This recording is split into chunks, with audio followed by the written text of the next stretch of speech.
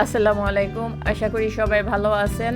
আজকে এমন একটি আনারস নিয়ে আসছে যা মিষ্টিও না টকও না। ভাবছিলাম ফেলে দিব, হঠাৎ করে মনে হলো না একটা চাটনি বানিয়ে ফেলি। এই জন্য পরিষ্কার করে ছোট ছোট টুকরো টুকরো করে কেটে নিচ্ছি।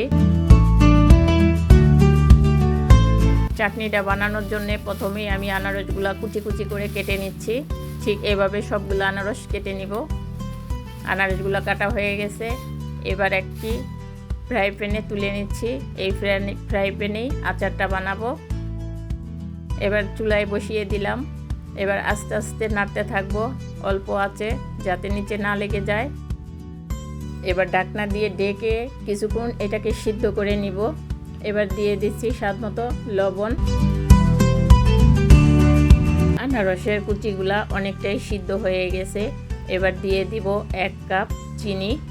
চিনিটা দেওয়ার পরে একটু নাড়বো। নাড়ার পরে চিনি থেকে যে পানিটা বের হবে ওই পানি দিয়েই এটা সিদ্ধ করে নিব।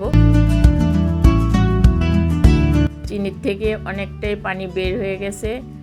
দিয়ে দিচ্ছি একটা শুকনো মরিচ কুচি করে। এবার দিয়ে দিচ্ছি কয়েকটা কাজু বাদাম আর কিছু কিশমিশ। আবার কিছুক্ষণ এটাকে নেড়ে ঢেকে দিব। ঢেকে কিছুক্ষণ এটাকে সিদ্ধ করে নিব। এবার দিয়ে দিব 1 ফালি লেবুর রস। রসটা দেওয়ার পরে কালারটা চেঞ্জ হবে, স্বাদও ভালো লাগবে। আনারসের চাটনিটা আমার রেডি হয়ে গেছে। আজকের চাটনিটা আপনাদের কেমন লাগলো অবশ্যই কমেন্টস করে জানাবেন এবং শেয়ার করবেন। সবাই ভালো থাকবেন।